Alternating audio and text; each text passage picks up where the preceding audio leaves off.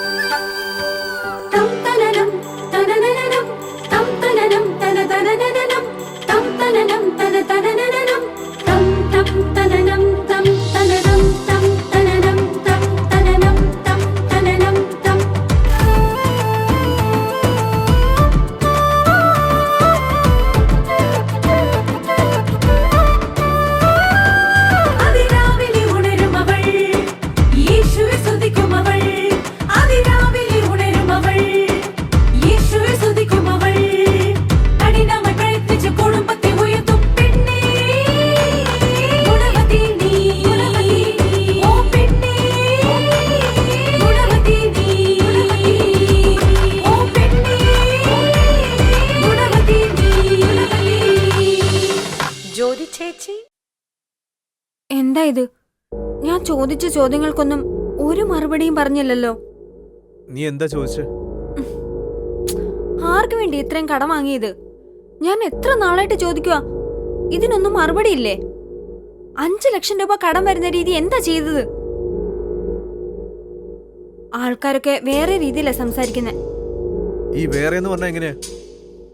വേറെ രീതിയിലെന്ന് വെച്ചാ അതെന്താ നിങ്ങൾക്കറിയില്ലേ? അത് തന്നെ, എന്താ സംസാരിക്കുന്ന ചോദിച്ചേ? നിങ്ങൾക്ക് പുറത്ത് വേറൊരു സംബന്ധം ഉണ്ടെന്നും അതുകൊണ്ടാണ് ഇത്രയും കടമായെന്ന് എല്ലാരും പറയുന്നത്. എന്നിട്ട് നിനക്കെന്താ തോന്നുന്നത്? നിങ്ങൾ ഇങ്ങനെ ചോദിക്കുന്നതിനൊന്നും മറുപടി പറയാതിരുന്നാലേ എനിക്കും അങ്ങനൊക്കെ തന്നെയാ തോന്നുന്നത്. ഒരെണ്ണം തന്നോണ്ടല്ലോ.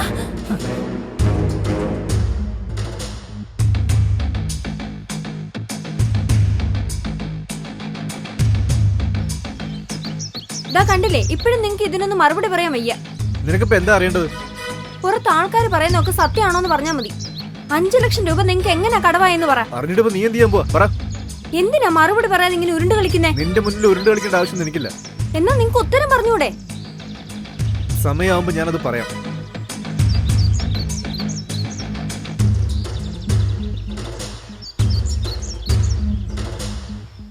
എടാ എന്തോന്നാടാ, വീണ്ടും കടം കൂടിക്കൊണ്ടേ പോവാണെന്ന് കേട്ടു.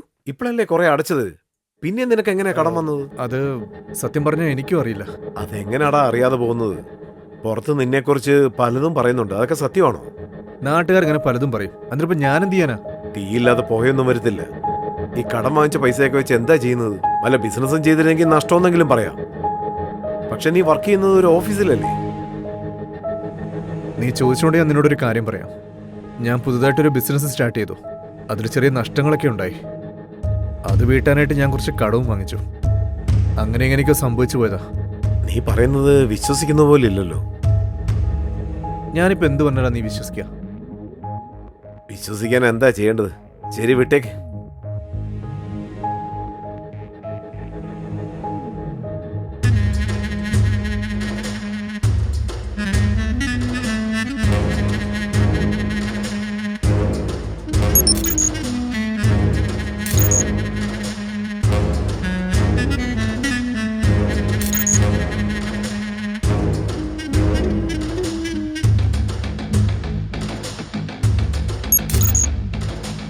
ഇതൊക്കെ ഗവൺമെന്റ് നിരോധിച്ചാണല്ലോ, എന്നിട്ട് എന്തിനാ ഇതിരുന്ന് കളിക്കുന്നത്?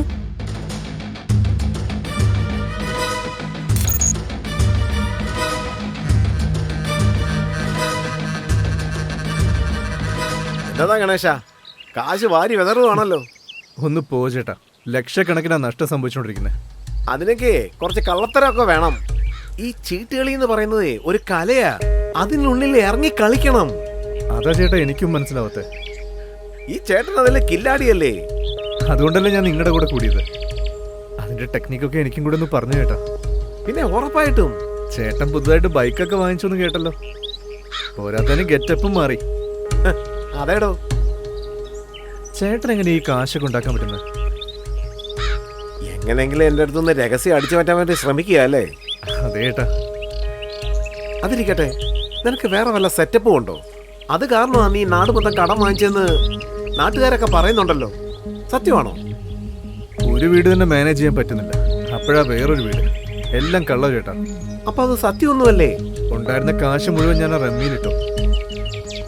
എന്റെ കൂടെ കളിച്ചിട്ട് നിങ്ങൾ തന്നെ എത്ര പ്രാവശ്യം ജയിച്ചു നിങ്ങൾക്ക് അറിയാവുന്നതല്ലേ. ശരി ശരി, അത് വിട്ടേക്ക്. പണം ഇന്ന് വരും, നാളെ തിരിച്ചു പോവും. അതൊന്നും വലിയ കാര്യമൊന്നുമല്ല. എനിക്ക് ഈ കാശ് മുഴുവൻ പോകുന്നല്ലാതെ ഒന്നും വരുന്നില്ല. നീ പുതിയ ആളല്ലേ, അങ്ങനെയൊക്കെ സംഭവിക്കും. ചേട്ടാ എനിക്കും കൂടെ ഒന്ന് പറഞ്ഞതാ. വെറുതെ എങ്ങനെ പഠിപ്പിച്ചു തരാനാ? ഞാൻ തന്നെ ഈ വിദ്യയൊക്കെ 50,000 രൂപ കൊടുത്താ ഒരാളടുത്ത് നിന്ന് പഠിച്ചത്. ഇപ്പൊ നീ എന്നോട് ചോദിക്കുക. പരിചയമുള്ള പയ്യനായി പോയില്ലേ? നിന്റെ അടുത്ത് കൂടുതൽ ചോദിക്കാനും മനസ്സ് വരുന്നില്ല. ഒരു കാര്യം ചെയ്യ്, വെറും 50,000 തന്നാ മതി, നിനക്ക് ഞാൻ പഠിപ്പിച്ചു തരാം. 50,000? ആ കാശിന് ഞാൻ ഇനി എവിടെ പോവാനാ? ഫ്രീ ആയിട്ട് പറഞ്ഞതാ. ലക്ഷങ്ങൾ സമ്പാദിക്കാൻ പോവാ. 50,000 ഒരു വലിയ സംഖ്യയാണോ? അത് മാത്രമല്ല, ഇതൊന്നും അങ്ങനെ വെറുതെ പഠിപ്പിച്ചു കൊടുക്കരുത്. ചേട്ടാ ഈ 50,000 റെഡിയാക്കാൻ ഒരു 2 ദിവസം എടുക്കും. ഒരു പ്രശ്നമില്ല, 2 ദിവസം കഴിഞ്ഞു വാ, ഞാൻ പഠിപ്പിച്ചു തരാം. എന്നാ ശരി. എന്തൊരു മണ്ടനത്. ഇപ്പൊ തന്നെ കുറെ കാശ് കളിയിൽ എനിക്ക് തന്നു കഴിഞ്ഞു. ഇനി 50,000 കൂടെ തരാൻ പോവാന്ന്. ഇങ്ങനെ കുറെ പേരുണ്ടെങ്കിൽ നന്നായിരുന്നേന്.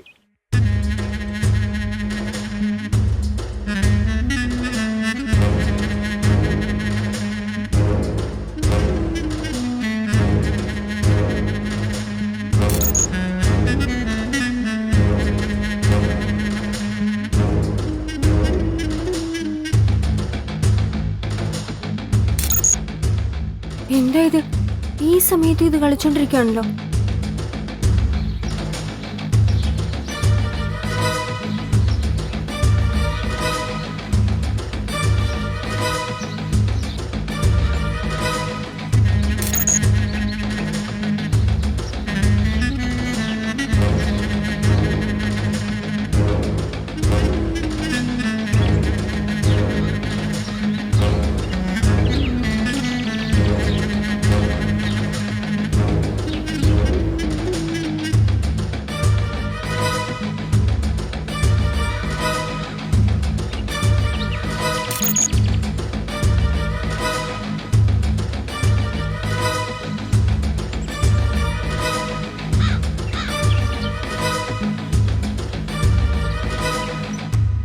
എനിക്കൊരു 50,000 വേണമായിരുന്നു.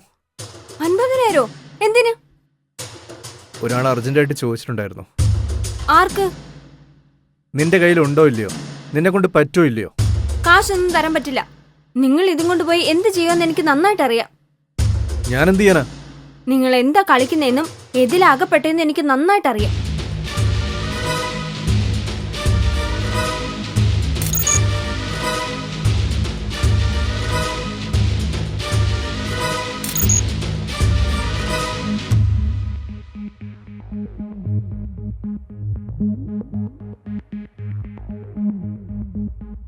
ഇത് വേണ്ട.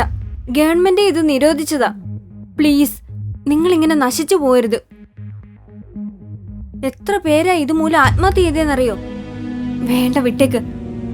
നിങ്ങൾ കളിക്കുന്നത് ചൂതാട്ടത്തിന്റെ കൂടെയല്ല, മരണത്തിന്റെ കൂടെയാ. കൂടുതലൊന്നും പറയണ്ട, എനിക്ക് കുറച്ച് സമയം കിട്ടിയാൽ മതി. ഞാൻ കാശുണ്ടാക്കുന്നത് നീ നേരിട്ട് കണ്ടോ. ഇതിൽ കാശും ജീവനും നഷ്ടപ്പെട്ടത് അധികം ആൾക്കാരും.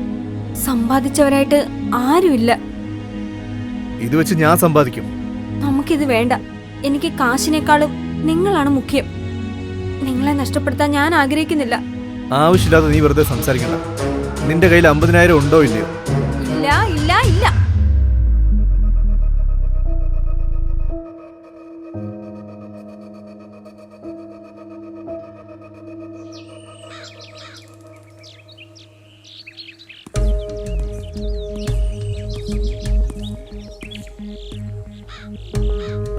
കൊള്ളാലോ. അതിനുള്ളിൽ 50,000 റെഡിയാക്കിയെന്ന് തോന്നുന്നു. ഇന്ന് എനിക്ക് നല്ല സമയമാ. വാടോ ഗണേഷേ, ദാ ഇവിടെ ഇരിക്ക്. ചേട്ടാ, പറഞ്ഞ കാശ് കിട്ടിയില്ല. ഞാൻ ഒരുപാട് ശ്രമിച്ചു നോക്കി, എന്നെ കൊണ്ട് പറ്റിയില്ല. കിട്ടിയില്ലെന്നോ? താൻ എന്താടോ ഈ പറയുന്നേ? ചേട്ടനൊന്ന് പറഞ്ഞു ചേട്ടാ, ഞാൻ എങ്ങനെയെങ്കിലും തരാന്നേ. അതൊന്നും ശരിയാവില്ലടോ. കൊള്ളാലോ ആറുമുഖം നിങ്ങളുടെ ഈ ചെയ്തി.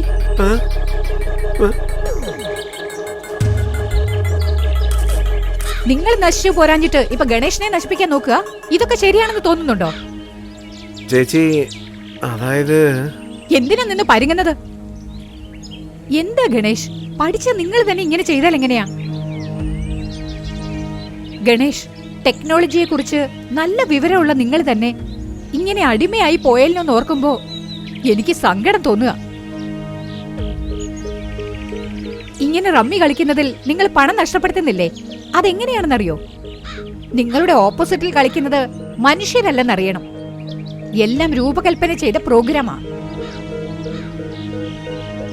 ഇത് ഞാൻ പറയുന്നതല്ല, സൈബർ ടെക്നോളജി വിദഗ്ധര് പറയുന്നതാ. എന്നാൽ ഇത് മനസ്സിലാക്കാതെ ഞാൻ മനുഷ്യരുടെ കൂടെയാ കളിക്കുന്നതെന്നും പറഞ്ഞ് നമ്മുടെ പണം നഷ്ടപ്പെട്ടാലും പിന്നെയും കളിച്ചുകൊണ്ടിരിക്കുന്നു. ആറുമുഖം, നിങ്ങളോട് ഞാൻ എത്ര തവണ പറഞ്ഞിട്ടുള്ളതാ ചൂതാട്ടം പാടില്ലെന്ന്? അത് നിങ്ങളെ മാത്രമല്ല, നിങ്ങളുടെ കുടുംബത്തെയും നശിപ്പിക്കും. നിങ്ങൾ പറഞ്ഞ അനുസരിക്കുന്നേയില്ല. എന്റെ അച്ഛൻ ചീട്ട് കളിച്ചാ മരിച്ചുപോയതെന്ന് നിങ്ങളുടെ മക്കൾ പറയുകയാണെങ്കിൽ അത് നന്നായിരിക്കുമോ? ഗണേഷ്, ഈ അടുത്ത ഒരാള് 40 ലക്ഷം ഈ ചൂതാട്ടത്തിനായി കടം വാങ്ങിച്ചിട്ട് ആത്മഹത്യ ചെയ്തത് നിങ്ങൾ കേട്ടിട്ടുണ്ടാവുമല്ലോ. 40 ലക്ഷം കടം വാങ്ങി അയാൾ ആത്മഹത്യ ചെയ്ത് മരിച്ചുപോയി. എന്നാൽ ഇപ്പോ അയാളുടെ ഭാര്യയും മക്കളും അനുഭവിക്കുന്ന കഷ്ടതകള് പുറത്ത് പറയാൻ പോലും പറ്റില്ല. അത്രത്തോളം അവർ സമൂഹത്തിൽ നിന്നും അപവാദങ്ങൾ കേട്ടുകൊണ്ടിരിക്കുക. ഈ ചൂതാട്ടം കളിക്കുന്നവരുടെ വ്യക്തിത്വത്തെ തന്നെ മറക്കാനിടയാക്കി ലക്ഷക്കണക്കിന് കടം വാങ്ങിപ്പിച്ച് ഒടുവിൽ നേരെ ആത്മഹത്യയിലേക്ക് വലിച്ചഴിക്കും. ആദ്യമൊക്കെ കളിക്കുന്ന സമയത്ത് കാശില്ലാതെ തന്നെ കളിക്കാം, അതിൽ വിജയിച്ചെന്നും ഇരിക്കും.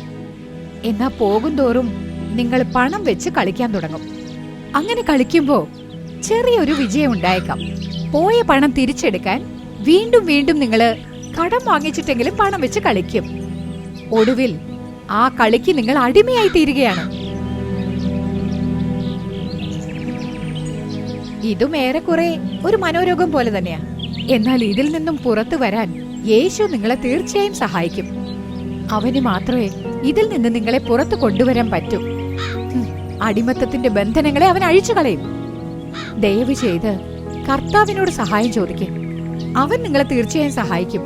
പരമാവധി നിങ്ങൾ ഒറ്റയ്ക്കിരിക്കാതെ കുടുംബത്തോടൊപ്പം സമയം ചെലവാക്കണം.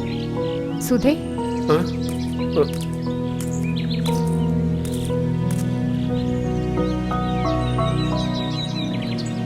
സോറി സുധ.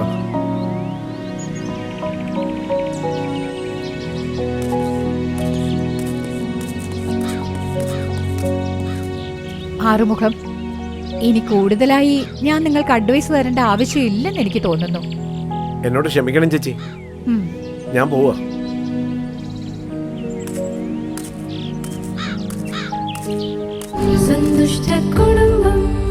ജ്യോതി ചേച്ചി നാടകം കണ്ടില്ലേ? തീർച്ചയായും അത് നിങ്ങൾക്ക് അനുഗ്രഹപ്രദമായിരുന്നിരിക്കും എന്ന് വിശ്വസിക്കുന്നു. ഇപ്പോൾ നിങ്ങളുടെ അനുഗ്രഹത്തിനായി പ്രാർത്ഥിക്കാൻ സഹോദരി അവർകൾ നമ്മോടൊപ്പമുണ്ട്. പ്രാർത്ഥനയോടെ ദൈവ സന്ദേശം കേൾക്കുക. കർത്താവ് തീർച്ചയായും ഇന്ന് നിങ്ങളെ അനുഗ്രഹിക്കുന്നതാണ്.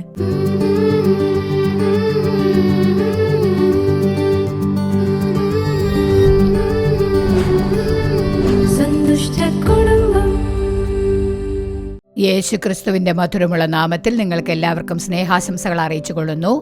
നല്ല വീട് എന്ന ഈ പരിപാടിയിലൂടെ നിങ്ങളെ കണ്ടുമുട്ടുന്നതിൽ എനിക്ക് വളരെ സന്തോഷമുണ്ട്. പ്രിയമുള്ളവരെ, കർത്താവിന്റെ വചനം പറയുന്നുണ്ട് എഫേസ്യർ 5:10 കർത്താവിന് പ്രസാദമായത് എന്തെന്ന് പരിശോധിക്കുക എന്നാണ് വചനം പറയുന്നത്. ഈ കാലഘട്ടത്തിൽ ചിലരൊക്കെ ചെയ്യുന്നത് കർത്താവിന് ഇഷ്ടപ്പെട്ട വഴി ഏതാണ്, കർത്താവിന് ഇഷ്ടപ്പെട്ട കാര്യം എന്താണ് എന്നൊക്കെ ചിന്തിച്ചു നോക്കാതെയും ആ ഒരു അനുഭവം ഇല്ലാതെയും തങ്ങളുടെ സ്വന്തം വഴികളിൽ തന്നിഷ്ടം പോലെ അല്ലെങ്കിൽ ചില മനുഷ്യരുടെ വഴി നയിക്കലിനനുസരിച്ച് അല്ലെങ്കിൽ അവരുടെയൊക്കെ ഉപദേശങ്ങൾ കേട്ടുകൊണ്ട്, കർത്താവിന് ഇഷ്ടമല്ലാത്ത കാര്യങ്ങൾ ചെയ്തുകൊണ്ട്, കർത്താവിന് ഇഷ്ടമല്ലാത്ത പാതയിലൂടെ സഞ്ചരിക്കുന്നത് കൊണ്ട് കർത്താവ് അവർക്കായി കരുതിയിരിക്കുന്ന അനുഗ്രഹങ്ങൾ നഷ്ടപ്പെട്ട് കുടുംബത്തിലും കുടുംബ സാഹചര്യങ്ങളെല്ലാം മാറി കുടുംബത്തിന്റെ സമാധാനം നഷ്ടപ്പെട്ട് കുടുംബത്തിൽ പല ആശയക്കുഴപ്പങ്ങളും ഉണ്ടാകുന്ന ഒരു ചുറ്റുപാടാണ് കാണപ്പെടുന്നത്. എന്റെ പ്രിയപ്പെട്ടവരെ, ഈ അടുത്ത കാലത്ത് ശുശ്രൂഷാ പാതയിൽ ചിലരൊക്കെ പറയുന്ന കാര്യം, അനാവശ്യമായ കളികൾ, അതായത് ഗെയിംസിലൂടെ, അതായത് ചൂതാട്ടത്തിലൂടെ എന്റെ കുടുംബം ആകപ്പാടെ കഷ്ടതയിലാണ്, നടുത്തെരുവിലാണ് എന്നൊക്കെ എൻ്റെ അടുത്ത് 4-5 കുടുംബക്കാർ വന്ന് പറയുകയുണ്ടായി. അതിൽ ഒരു കുടുംബത്തിലുണ്ടായ സംഭവം ഞാൻ നിങ്ങളുമായിട്ടിപ്പോൾ പങ്കുവെക്കാം. ഒരു പ്രിയപ്പെട്ട സഹോദരി അവരുടെ 2 മക്കളുമായിട്ട് എന്നെ കാണാൻ വന്നപ്പോൾ എന്നോട് പറഞ്ഞ കാര്യം, നല്ല സൗകര്യമുള്ള കുടുംബമാണ്, കർത്താവ് അവർക്ക് നല്ലൊരു കാറും വീടും ഒക്കെ കൊടുത്ത് അനുഗ്രഹിച്ചിട്ടുണ്ട്. എങ്കിലും കഴിഞ്ഞ ചില മാസങ്ങൾക്ക് മുൻപ് നടന്ന ഒരു സംഭവത്തെക്കുറിച്ചാണ് അവർ പറഞ്ഞത്. 2 കൊച്ചുമക്കളുമായിട്ടാണ് വന്നത്. അവരെ കാണാൻ തന്നെ വളരെ സഹതാപാർഹമായ ഒരു സ്ഥിതിയിലായിരുന്നു. നല്ല ഒരു ഉടുതുണി പോലുമില്ല. അവരെ കാണുമ്പോൾ തന്നെ പാവം തോന്നും. വല്ലാത്തൊരവസ്ഥയായിരുന്നു. കാര്യം എന്താന്ന് ചോദിച്ചപ്പോൾ അവർ പറഞ്ഞു, കർത്താവ് ഞങ്ങളെ അനുഗ്രഹിച്ച് നല്ലൊരു ജീവിതമാണ് തന്നിരുന്നത്. കഷ്ടത അനുഭവിച്ചുകൊണ്ടിരുന്ന ഞങ്ങൾ കർത്താവിനോട് പ്രാർത്ഥിച്ചപ്പോൾ അവൻ അനുഗ്രഹിച്ചു. നല്ലൊരു വീട് കർത്താവ് തന്നു, വണ്ടി തന്നു, എല്ലാ സൗകര്യങ്ങളും കർത്താവ് തന്നതാണ്. ഞങ്ങളുടെ ബന്ധുക്കൾ പോലും ഞങ്ങളെ കണ്ട് അതിശയിച്ചു പോയി. കർത്താവ് ഞങ്ങൾക്ക് എല്ലാ സൗകര്യങ്ങളും തന്ന് ഞങ്ങളെ അനുഗ്രഹിച്ചതാണ്.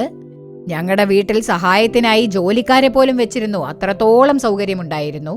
പക്ഷേ കഴിഞ്ഞ ഒരു 2-3 വർഷങ്ങൾക്ക് മുൻപ് എന്റെ ഭർത്താവ് ജോലി ചെയ്യുന്ന അദ്ദേഹത്തിന്റെ ഓഫീസിൽ ഒരുപാട് പേര് അദ്ദേഹത്തെ അന്വേഷിച്ചു വരുന്നതായിട്ട് ഞാൻ അറിഞ്ഞു. അദ്ദേഹത്തിന് എന്തോ ഒരു അരുതാത്ത ശീലമുണ്ടെന്ന് മനസ്സിലായി. എന്തെങ്കിലും കടമോ മറ്റോ മേടിച്ചിട്ടുണ്ടാവുമെന്ന് അറിഞ്ഞ് ഒരു ദിവസം നിർബന്ധിച്ച് ചോദിച്ചപ്പോൾ അദ്ദേഹം സത്യമെല്ലാം പറഞ്ഞു. ആ സഹോദരി അതിനെക്കുറിച്ച് പറഞ്ഞ ഒരു കാര്യം, എന്റെ ഭർത്താവ് ചൂതാട്ടത്തിന് അടിമയായത് കാരണം ലക്ഷക്കണക്കിന് രൂപയാണ് അതിനായി കടം മേടിച്ചത്. എല്ലാരോടും കടം മേടിച്ചിട്ട് പുറത്ത് തല കാണിക്കാൻ വയ്യാത്ത അവസ്ഥയായി. എന്ത് ചെയ്യണമെന്നറിയാത്ത ഒരു സ്ഥിതിയായി പോയി. ഒരാഴ്ച കഴിഞ്ഞ്, ഞാൻ ഈ കാര്യങ്ങളൊക്കെ അന്വേഷിച്ചിട്ട് ഒരാഴ്ച കഴിഞ്ഞപ്പോ അദ്ദേഹം ഒരു ദിവസം പുറത്തുപോയി. ശരി, പോയിട്ട് ഉടനെ തിരിച്ചു വരും എന്ന് വിചാരിച്ച് ഞാനിങ്ങനെ കാത്തിരിക്കുകയാണ്.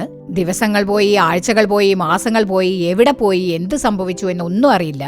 ഏകദേശം 1 മാസം കഴിഞ്ഞപ്പോഴേക്കും കടം കൊടുത്തവരെല്ലാരും കൂടി എന്റെ വീട്ടിലേക്ക് വരാൻ തുടങ്ങി. അപ്പോ അവരിൽ നിന്നാണ് ഞാൻ എല്ലാ കാര്യങ്ങളും അറിഞ്ഞത്. ചൂതാട്ടത്തിന് വേണ്ടി എന്റെ അടുത്ത് നിന്ന് 2 ലക്ഷം മേടിച്ചു, എന്റെ അടുത്ത് 3 ലക്ഷം മേടിച്ചു, 4 ലക്ഷം മേടിച്ചു. ഇങ്ങനെ പലരും കാര്യങ്ങൾ പറഞ്ഞ് നിങ്ങൾ വേണം അത് അടച്ചു തീർക്കാൻ എന്ന് പറഞ്ഞപ്പോൾ ഞാൻ പറഞ്ഞു, എനിക്കൊന്നും അറിയില്ല, എന്റെ കയ്യിൽ പൈസയുമില്ല. അങ്ങനെ ഞങ്ങളുടെ വീട് നഷ്ടപ്പെട്ടു. വണ്ടികളൊക്കെ അവരെടുത്തോണ്ട് പോയി. അതുപോലെ തന്നെ ഞാൻ ഇട്ടിരുന്ന ആഭരണങ്ങളും എല്ലാം അവരെടുത്തോണ്ട് പോയി. ഇന്ന് ഞാനും ഈ 2 മക്കളും കുറച്ച് ഉടുതുണികളും അതുപോലെ വെക്കാനുള്ള പാത്രങ്ങളുമായിട്ട് ആ വീട് വിട്ട് പുറത്തിറങ്ങിയതാണ്. നടു റോഡിൽ നിൽക്കേണ്ട ഒരു അവസ്ഥയായി. എന്റെ ഏറ്റവും അടുത്ത പരിചയമുള്ള ഒരു കൂട്ടുകാരി, ഞങ്ങളുടെ വീടിന്റെ സൈഡ് പോർഷനിൽ വേണമെങ്കിൽ 1 മാസം നിനക്ക് താമസിക്കാം, അതിൽ കൂടുതൽ ഇവിടെ താമസിക്കരുത്, കാരണം കടം തന്നവരൊക്കെ വീട്ടിൽ കയറി ഇറങ്ങാൻ തുടങ്ങുകയല്ലേ. കടം കൊടുത്തവരുടെ ശല്യം എനിക്ക് ഒട്ടും സഹിക്കാൻ വയ്യാതെയായി. എന്റെ ഭർത്താവ് ചൂതാട്ടത്തിലൂടെ പണം മുഴുവൻ നഷ്ടപ്പെടുത്തി കടത്തിലും മുങ്ങിയിരിക്കുന്നത് കൊണ്ട് ആ ഗ്രാമത്തിലുള്ള ഒരാൾ പോലും എനിക്ക് വാടകയ്ക്ക് വീട് തന്നില്ല. വാടക നീ എങ്ങനെ തരും? നിന്നെ അന്വേഷിച്ച് ഈ വീട്ടിലും ആൾക്കാർ കയറി ഇറങ്ങുമെന്ന് പറഞ്ഞ് എനിക്ക് ഏറ്റവും അടുപ്പമുള്ളവർ പോലും, ഞാൻ വിശ്വസിച്ചവര്, എന്റെ കൂടെ ഉണ്ടായിരുന്നവർ പോലും ആരും തന്നെ എന്നെ സഹായിച്ചില്ല. കാരണം അവർക്കും ഇങ്ങനെയൊക്കെ പ്രശ്നങ്ങൾ ഉണ്ടാവും. കടം കൊടുത്തവരൊക്കെ വീട്ടിൽ കയറി ഇറങ്ങാൻ തുടങ്ങിയ പ്രശ്നമാകും എന്ന് പറഞ്ഞ് അവരെനിക്ക് വീട് വാടകയ്ക്ക് തരാൻ പോലും മടിച്ചു. അവർക്കൊന്നും ഇഷ്ടമല്ലായിരുന്നു. ആ സമയത്ത് എനിക്ക് ഏറ്റവും അടുപ്പമുള്ള മറ്റൊരു സഹോദരിയാണ് എന്നെ സ്നേഹത്തോടെ സ്വീകരിച്ചത്. ഇന്ന് അവരുടെ വീട്ടിലാണ് താമസിക്കുന്നത്. എനിക്ക് വരുമാനത്തിന് വകയില്ല. അവർക്ക് വാടക കൊടുത്തില്ലെങ്കിൽ സാരമില്ല, 1 മാസത്തേക്ക് മാത്രമേ ആ സൈഡ് പോർഷൻ എനിക്ക് വാടകയ്ക്ക് തരുള്ളൂ എന്ന് പറഞ്ഞു. ഇനിയും ഒരു 10-15 ദിവസം കൂടിയേ ഉള്ളൂ. ഈ ഒരു അവസ്ഥയിൽ എന്ത് ചെയ്യണമെന്ന് അറിയാതിരിക്കുമ്പോൾ ഇന്ന് രാവിലെ എന്റെ ഒരു ബന്ധു കേരളത്തിലുണ്ട്, നല്ല കോടീശ്വരനാണ്, നല്ല സൗകര്യമുണ്ട്, അദ്ദേഹത്തോട് സഹായം ചോദിക്കാം എന്ന് വിചാരിച്ച് ഞാൻ അദ്ദേഹത്തിന് ഫോൺ ചെയ്ത് ചോദിച്ചപ്പോൾ അദ്ദേഹം പറഞ്ഞത്, എനിക്ക് ഈ കാര്യത്തിലൊന്നും സഹായിക്കാൻ പറ്റില്ല. ഞങ്ങളുടെ വീടിന്റെ കോമ്പൗണ്ടിൽ ബംഗ്ലാവിന് പുറകിലായിട്ട് ഒരു ഔട്ട് ഹൗസ് ഉണ്ട്. അവിടെ വേണമെങ്കിൽ നിനക്കും മക്കൾക്കും താമസിക്കാം. കാരണം ബന്ധുവായി പോയില്ലേ, നിനക്ക് ആരും ഇല്ലെന്ന് പറയുന്നു. അതുകൊണ്ട് വേണമെങ്കിൽ ഞങ്ങളുടെ വീടിന്റെ പുറകുവശത്തുള്ള ഔട്ട് ഹൗസിൽ നിനക്ക് താമസിക്കാം. അവിടെ വന്ന് താമസിച്ചിട്ട് ഞങ്ങളുടെ വീട്ടിൽ നീ ജോലി ചെയ്യണം, എല്ലാ ജോലിയും നീ ചെയ്യണം. അതിനുള്ള ശമ്പളം ഞങ്ങൾ തന്നേക്കാം. നിന്റെ മക്കളെയും പഠിപ്പിക്കാം, ഭക്ഷണത്തിനുള്ളതും കിട്ടും. അത്രയും ഞങ്ങൾക്ക് ചെയ്യാൻ പറ്റൂ. വേറൊരു സഹായവും പ്രതീക്ഷിക്കരുതെന്ന് പറഞ്ഞു. എനിക്ക് ഒരു 2 ദിവസത്തിനകം അങ്ങോട്ട് പോകേണ്ട ഒരു സ്ഥിതിയിലാണ്. എനിക്കായി പ്രാർത്ഥിച്ചയക്കണം എന്ന് പറഞ്ഞു. കണ്ണുനീരോടെയാണ് അവർ വന്ന് പറഞ്ഞത്. ആ 2 മക്കളും അവരുടെ അമ്മ ഇതൊക്കെ പറയുന്ന സമയത്ത്, 2 കൊച്ചു പിള്ളേരാണ്. ഒരു മകന് 8 വയസ്സുണ്ടാവും, ഒരു മകന് 4 വയസ്സുണ്ടാവും, 4 5 വയസ്സ്. അവരുടെ അമ്മ വാവിട്ട് കരഞ്ഞുകൊണ്ട് ഈ കാര്യങ്ങളൊക്കെ പറയുന്നത് കണ്ടിട്ട് ആ 2 കൊച്ചുമക്കളും തേങ്ങി തേങ്ങി കരയുകയായിരുന്നു. അപ്പോൾ ആ സഹോദരി എന്നോട് പറഞ്ഞു, അതായത് ആ സഹോദരി എന്നോട് പറഞ്ഞ കാര്യം കേട്ടിട്ട് എനിക്ക് തന്നെ വല്ലാത്ത സങ്കടം തോന്നി. അവരെന്നോട് പറഞ്ഞത്, എന്റെ മകൻ ഇന്നൊരു ചെറിയ 20 രൂപയുള്ള മിൽക്ക് ബിക്കീസിന്റെ ബിസ്ക്കറ്റ് പാക്കറ്റ് വാങ്ങിച്ചു തരാമോന്ന് ചോദിച്ചു. അതിനുവേണ്ടി കരഞ്ഞു. എത്രയോ ദിവസങ്ങളായി അമ്മേ ബിസ്ക്കറ്റ് കഴിച്ചിട്ട്. വീട്ടിലാണെങ്കിൽ അന്നൊക്കെ എത്രയോ ബിസ്ക്കറ്റ് പാക്കറ്റ്സ് ഉണ്ടാവും, അതുപോലെ ചോക്ലേറ്റ് വാങ്ങിച്ചു വെക്കും. ഞങ്ങളതൊക്കെ കഴിച്ചിട്ട് എത്രയോ നാളുകളായി. എനിക്കൊരു ചെറിയ ബിസ്ക്കറ്റ് പാക്കറ്റ് വാങ്ങിച്ചതാ അമ്മയെന്ന് പറഞ്ഞപ്പോൾ എനിക്ക് വാങ്ങിച്ചു കൊടുക്കാൻ പറ്റിയില്ല. ആ അമ്മ എന്നോട് പറഞ്ഞതാണിത്. ആ കൊച്ചു കുട്ടിക്ക് ഒരു ബിസ്ക്കറ്റ് പാക്കറ്റ് പോലും വാങ്ങിച്ചു കൊടുക്കാൻ വഴിയില്ലാത്ത ഒരവസ്ഥയിലാണ് ജീവിക്കുന്നതെന്ന് കരഞ്ഞുകൊണ്ടാണ് ആ സഹോദരി പറഞ്ഞത്. ശരി, ഇനി നമ്മുടെ അന്തസ്സൊന്നും നോക്കിയിട്ട് കാര്യമില്ല, സാരമില്ല. അന്ന് സൗകര്യമുള്ള സമയത്ത് എന്റെ വീട്ടിലും എത്രയോ ജോലിക്കാരുണ്ടായിരുന്നതല്ലേ. ഇന്ന് എന്റെ അവസ്ഥ ഇതാണ്. എന്റെ ഭർത്താവ് ചൂതാട്ടം കളിച്ചതുകൊണ്ട് എല്ലാം നഷ്ടപ്പെട്ടു. എവിടെ പോയെന്ന് പോലും അറിയില്ല. ഇന്നേ വരെ വിവരമില്ല. ഇനി ഞാനൊരു ബന്ധുവിന്റെ വീട്ടിൽ ജോലിക്കാരിയായി പോകേണ്ട ഒരവസ്ഥയായി എന്നവര് വളരെ കണ്ണുനീരോടുകൂടി എന്നോട് പറഞ്ഞു. അവര് പറഞ്ഞ മറ്റൊരു കാര്യം എന്താണെന്നോ, നിങ്ങള് ശുശ്രൂഷ ചെയ്യുന്നതല്ലേ, അതുകൊണ്ട് നിങ്ങളുടെ ശുശ്രൂഷയിൽ ഇത്തരത്തിലുള്ള അനാവശ്യമായ കളികൾക്കും അതുപോലെ ചൂതാട്ടത്തിനും അടിമകളായിട്ടുള്ള അത്തരത്തിലുള്ള ആൾക്കാർക്ക് എന്റെ ഒരവസ്ഥ ഒരിക്കലും ഉണ്ടാകരുത് എന്നുള്ളതിനു വേണ്ടി ഇതിനെക്കുറിച്ച് പറഞ്ഞാൽ അവർക്കും ഒരു ഭയമുണ്ടാകും. അതിലൂടെയെങ്കിലും അവർ നേരെയാവുകയാണെങ്കിൽ ആകട്ടെ. അതുകൊണ്ട് നിങ്ങളുടെ ശുശ്രൂഷയിലൂടെ ഇതെല്ലാവരെയും അറിയിക്കണം എന്ന് അവർ കണ്ണുനീരോടുകൂടി എന്നോട് പറഞ്ഞു. എന്റെ പ്രിയപ്പെട്ടവരെ, ഒരുപക്ഷെ ഇന്ന് ഈ പരിപാടി കണ്ടുകൊണ്ടിരിക്കുന്ന സഹോദരനോ സഹോദരിയോ ചൂതാട്ടത്തിന് അടിമയായിരിക്കാം. നമുക്ക് പെട്ടെന്ന് തന്നെ കോടീശ്വരനാകാം, അല്ലെങ്കിൽ പണക്കാരനാകാം. നമ്മുടെ ഇഷ്ടം പോലെ തന്നെ നമുക്ക് അടിച്ചു പൊളിച്ച് ജീവിക്കാം, കാറുകളൊക്കെ മേടിക്കാം, ചുറ്റി സഞ്ചരിക്കാം. അങ്ങനെയൊക്കെയുള്ള ഒരുതരം അത്യാഗ്രഹവും ആർത്തിയും കാരണം അടിമയായതായിരിക്കാം. ചൂതാട്ടത്തിലൂടെ ധാരാളം സമ്പാദിക്കാൻ പറ്റും എന്നൊക്കെ വിചാരിച്ച് നിങ്ങൾ ഒരുപക്ഷെ അതിലേക്ക് വീണതായിരിക്കാം. ചൂതാട്ടത്തിന് അടിമയായിരിക്കുന്ന ഒരു സഹോദരനോ സഹോദരിയോ ഈ പരിപാടി കാണുന്നുണ്ടായിരിക്കാം. ആദ്യമൊക്കെ നിങ്ങൾക്ക് പണം വരുന്നത് പോലെ തോന്നും.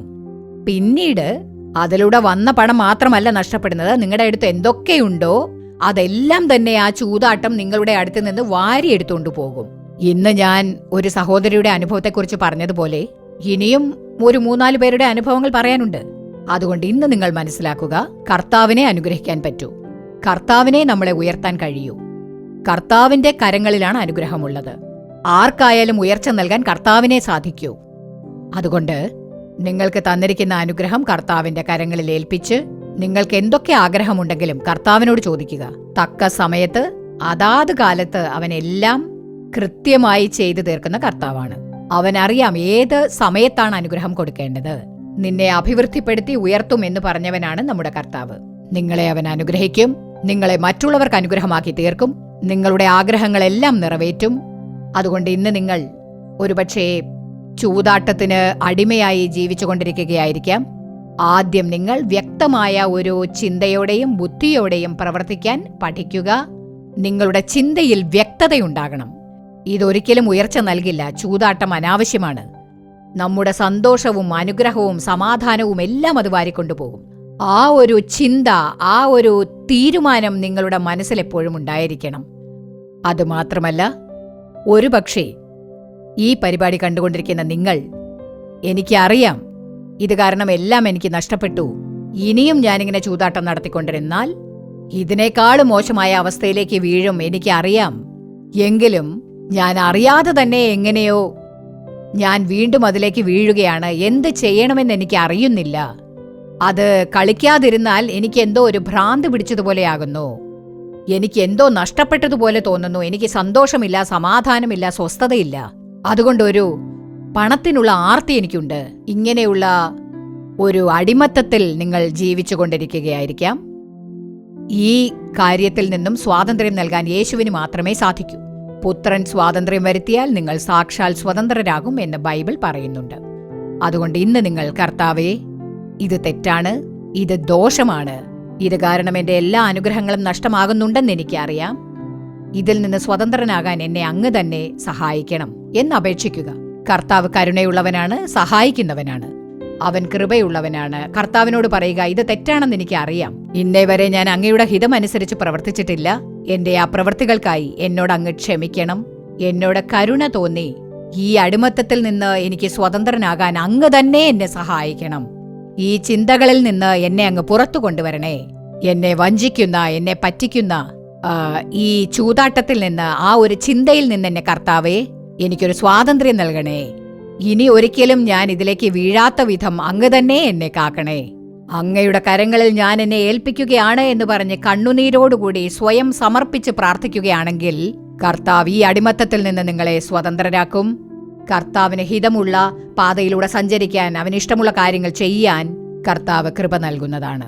ഇന്നേ ദിവസം ഞാൻ ഇത്തരം ചുറ്റുപാടിലുള്ള നിങ്ങൾക്കായി പ്രാർത്ഥിക്കാൻ പോവുകയാണ്. നമുക്കെല്ലാം ഒരുമിച്ച് പ്രാർത്ഥിക്കാം. കർത്താവ് തന്റെ ശക്തിയിലൂടെ നിങ്ങൾക്ക് ഈ ദുഷ്ടമായ കാര്യങ്ങളിൽ നിന്നും സ്വാതന്ത്ര്യം നൽകും.